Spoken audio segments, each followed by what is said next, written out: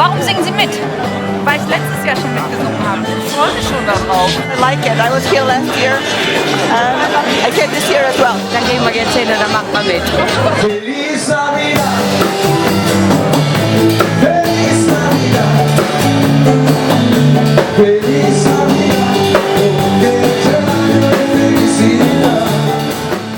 Menschen aus aller Welt sind hier und natürlich zu Füßen der großen Kathedrale hier zu spielen, macht großen Spaß.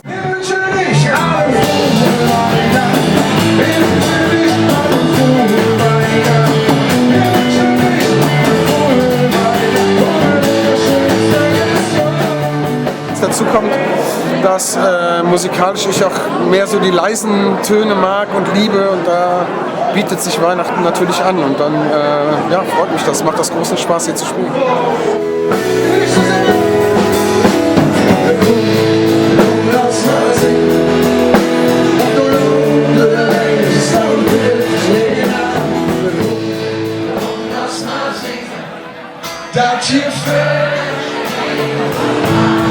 Dann ist der natürlich auch mit sehr, sehr viel Mühe und Liebe, die Stände einheitlich gestaltet, sehr schön geschnitten.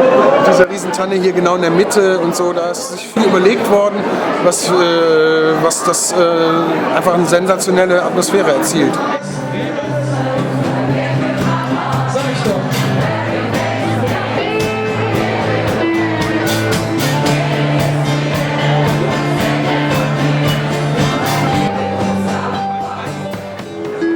Wenn ich so an die Heimat denke und Südtirol so für mich stand, möchte ich die Hände auf Heimat schwenken. Ich möchte zu Fuß nach Köln gehen, möchte ich die Hände auf Heimat schwenken.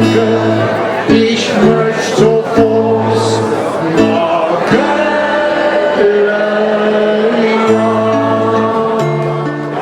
Nur ein Ziel, den Leuten Spaß machen, dass die Leute Spaß haben, vielleicht ein bisschen mitsingen, wenn sie Lust haben und mit dem Gefühl nach Hause gehen, gute Musik gehört zu haben. Darum geht's.